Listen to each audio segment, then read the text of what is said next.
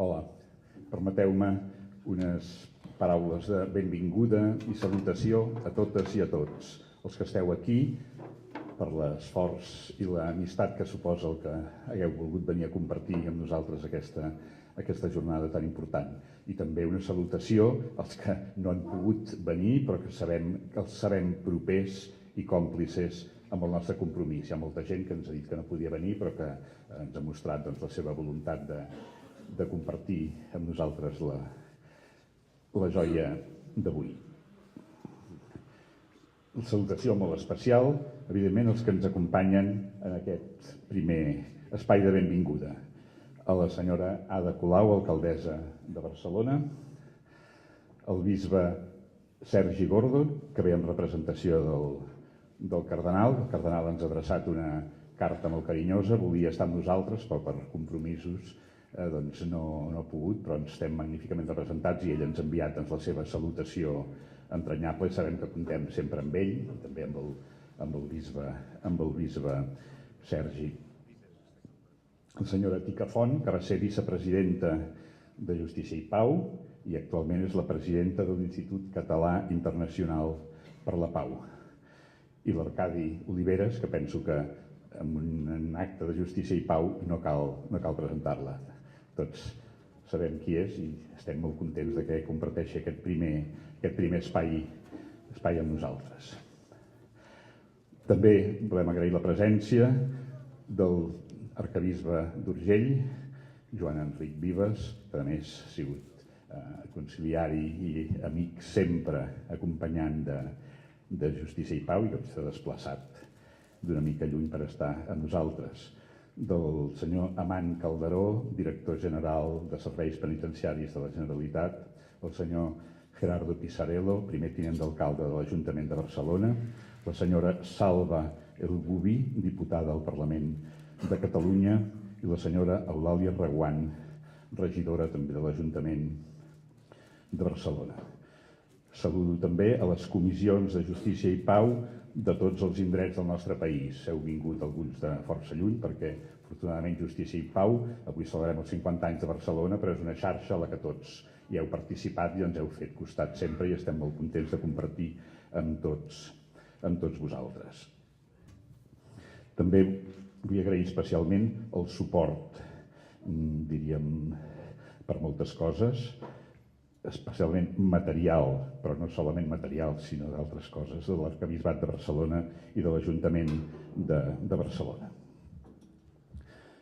Jo diria que estem convocats per dos sentiments, la joia i l'esperança.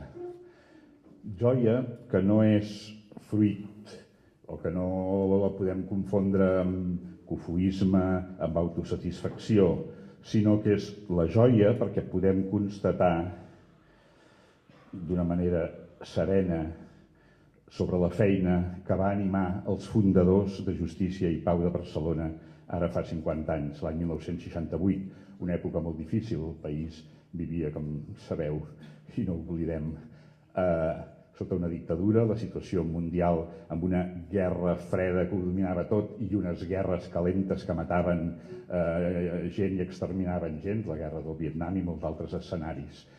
En aquell moment, unes persones valentes i compromeses de Barcelona, seguint la crida que havia fet el papa Pau VI, doncs van posar en marxa i es van mobilitzar per posar la primera llavor, llavors eren uns quants, que ha donat aquest fruit que avui tenim aquí.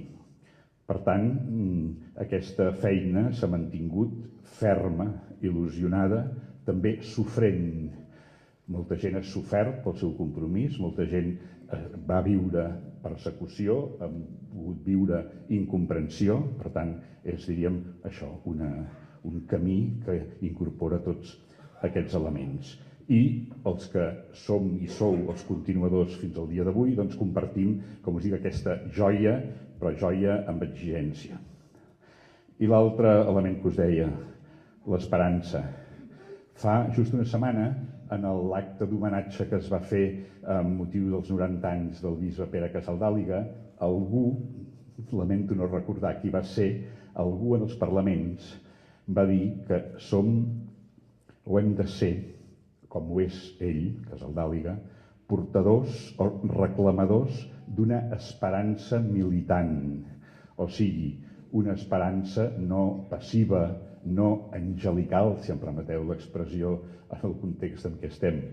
Evidentment, una esperança que es fa amb el treball, amb la convicció.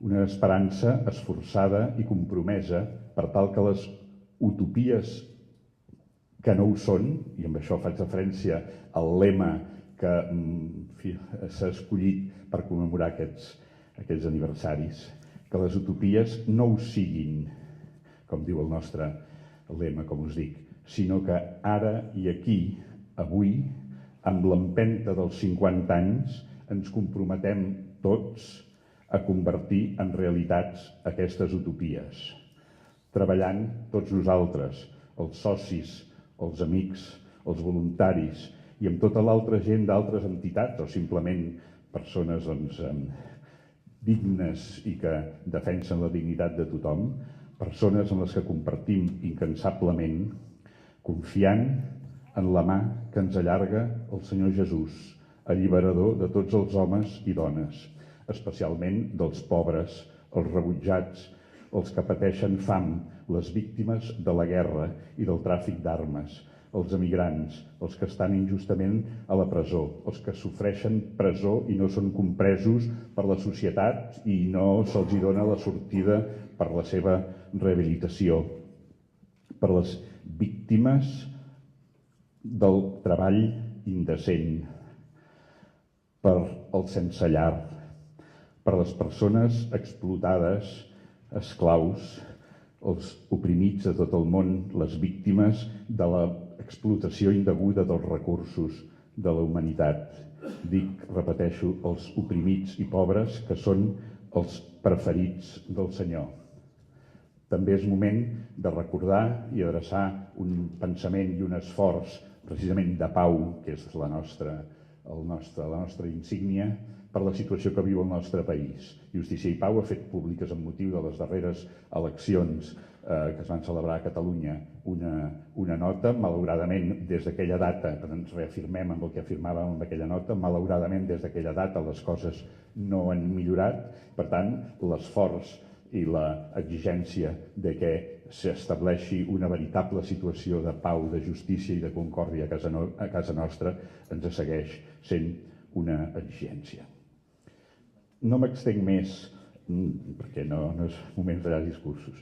Només us vull explicar molt breument que durant l'any farem, i llavors ja ho anireu veient i per tant ja anireu sabent, farem, a més de les nostres tasques habituals, a les que no renunciem, algunes accions especials, precisament per donar contingut i donar coneixement dels nostres 50 anys. I per tant us convidem des d'ara i us anunciem una mica quines seran. Per exemple, una exposició commemorativa que s'inaugurarà a primers d'abril a la Casa Elizalde aquí a Barcelona, però que després serà itinerant per diferents llocs de Catalunya, en la que es recolliran materials, cartells, d'una manera molt gràfica i il·lustrativa, que esperem que pugui ser útil per la gent, perquè donar a conèixer més què ha fet en aquests 50 anys i què esperem i què volem seguir fent en el futur. Seguim amb l'activitat pròpia dels dilluns de drets humans, però aquest any ho fem precisament enfocats en temes que han sigut propis de campanyes, diríem, històricament potents i històricament amb empenta de justícia i pau. I finalment, a finals del mes de setembre, celebrarà a Barcelona la Jornada Europea de Justícia i Pau. Com sabeu, Justícia i Pau és un moviment que existeix a molts llocs, hi ha una xarxa o unes comissions europees, cada any celebren un congrés i el farem a la ciutat de Barcelona per tancar una mica aquestes commemoracions. A l'Eucaristia hem fet record i memòria agraïda dels que ens han deixat en aquest camí. Deixeu-me ara només que jo ho resumeixi amb un nom i una persona, la d'en Joan Gomis, el que durant tants anys ha sigut el nostre president i el que realment va ser el president de la consolidació, l'empenta i el que actualment representa i significa justícia i pau. Per tant, un record emocionat en en Joan Gomis. I dues persones que en aquests darrers dies ens han deixat, que haurien estat aquí, ens havien manifestat, i sabem perquè els altres anys, en els últims sopars que hem fet cada any de Justícia i Pau, com a amics i persones compromeses, nosaltres han vingut i estic segur que estarien ara aquí. Deixeu-me recordar en Jaume Botell i en Josep Escós, el capellà de la presó de Lledoners i persona compromesa també amb el tema dels voluntaris i coordinador de les presons. Vull agrair finalment a tot l'equip de persones que ha fet possible aquest acte. Ja veieu que és molta gent. Per mobilitzar tot això que ha hagut molta feina. Hi ha molta gent que ha participat, voluntaris, amics, membres. També per donar un nom, la Sílvia Urbina és la que ha sigut la principal artífex en moltes altres ajudes d'això, i per tant penso que en aquest moment en què ens disposem a celebrar un dinar que ha sigut complex i un acte que ha sigut complex de realitzar, doncs un agraïment amb ella també. Gràcies per la vostra presència i celebrem-ho amb alegria.